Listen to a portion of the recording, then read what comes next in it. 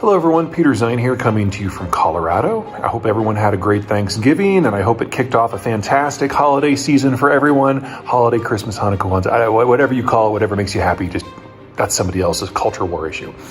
Today we're going to talk about something significantly more significant, sure, and that is the end of China, which is moving out of the realm of the theoretical and the historic into the here and now. What's going on right now is there are protests involving thousands of people against the government that are at least nominally about COVID restrictions.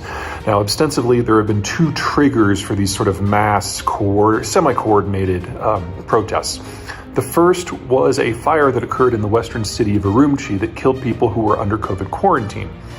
According to Chinese laws, when it comes to quarantine, people can't move, and it doesn't matter if your building's on fire. And it also meant that the fire service couldn't get into the building to do battle with the fire. Anyway, it's policy in China to weld people into their homes and their buildings when they're under quarantine, so toss in a fire and shrug. Second, the World Cup.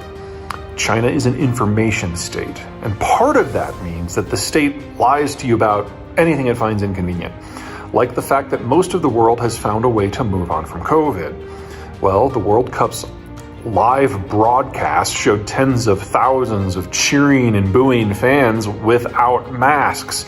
And, well, folks got cheesed off. So we now have protests in every major city.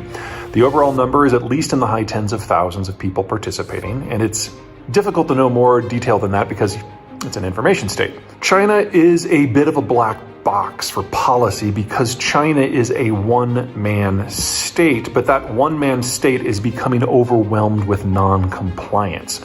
And the government just doesn't have the bandwidth to come up with policies that most people would consider normal.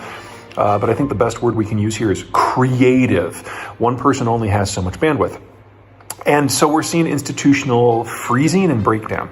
Because this isn't the United States where a bunch of suburban housewives descend maskless on a food court and start yelling, "Let's go, Brandon," or a few yahoos glue themselves to a museum wall. We can obviously get through crap like that, but it isn't clear that China can. It has to do with a different structure. The United States has different levels of authority: local, state, national, legislative, judicial, executive, neighborhood, business, academic, and so on. Independently garnered, constitutionally garnered, community created, overlapping, sometimes clashing, often messy.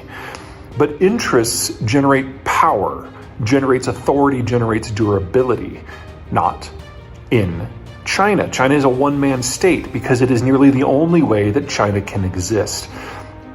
This isn't Sweden or Denmark or France or Argentina or Korea, where the bulk of economic and political power exists in one city, so it's easy to come to a degree of consensus.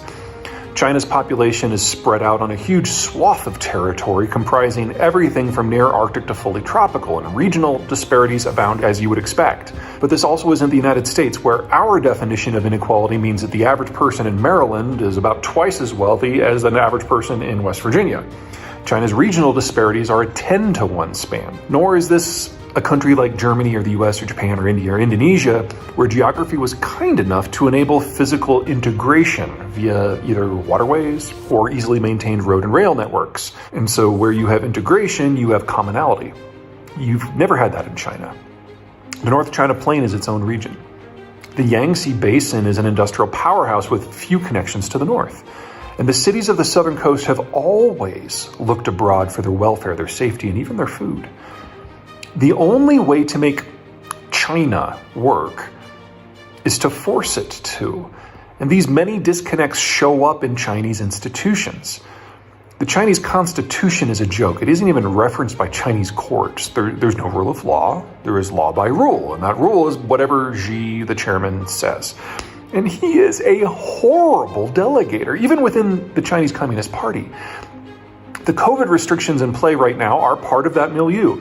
They all draw their authority and power not so much from the Communist Party or the Chinese state, but from Xi personally. That's how you get neighborhood HOAs enforcing COVID lockdowns so brutal that fire escapes are welded shut to ensure enforcement, ensuring that people die in easily preventable tragedies like what happened at Urumqi. Or city authorities thinking that they're doing the will of Xi and removing street signs with the word emergency in them because they assume that's what Xi wants in order to smother citizen awareness. If we see meaningful resistance to any Chinese policy, China goes one of two directions.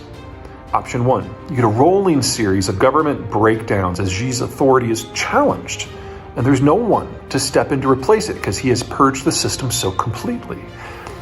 COVID is only one Chinese policy that feels a bit out of place. What about the social monitoring system that has created an information state tighter than Cold War East Germany? What about lending controls that have contributed to real estate distortions 2 orders of magnitude larger than America's subprime? What about laws against the VPNs that allow you to share your kids' photos without them being entered into a national database? What about the deliberate cultural destruction policies for the Uyghurs and Tibetans? A crack in Xi's personal authority isn't simply a crack in the facade, but a fissure to the core which would unleash a torrent of dissent that would wash away everything. We're already seeing the protests spread to non-related issues. University students are getting in on it. Opinions are being aired on dictatorship versus democracy, economic growth, housing, how good or how bad a job Xi personally is doing. In a country where any sort of common coordinated public outcry is viewed as treason, we are already hip deep. Or there's always option B. Xi puts a stop to it. Xi is a child of the Cultural Revolution, a 10-year-long internal repression so intense it killed at least 40 million people and gutted what then passed for the Chinese economy. Neither of these are great options, but both of them are emblematic of the long run of Chinese history. Either China becomes too tightly wound and controlled and it descends into an orgy of self-destruction, or central authority breaks and China spins apart in an orgy of self-destruction. And just in case you haven't been paying attention, neither of these outcomes are particularly good for business. We're now at a point where it's not so much that if you wanted to divest away from China, it's too late to do so in a way that enables you to salvage your facility. We probably passed that point over the summer. Now the issue is that if you lack an evacuation plan for your key employees, you might not be able to get them out at all. And just so no one overlooks the other issue, China's domestically generated COVID vaccines don't work against Omicron. And previous lockdowns within China have kept COVID out of the general population, so very few Chinese have any natural resistance. And now China has already experienced several days of mass super spreader events. China has higher rates of diabetes than the United States. And China's healthcare system is absolutely atrocious. It is difficult to put into words which part of what is about to happen is worse for the People's Republic. So everyone have a great holiday season, and I'll see you soon. Bye.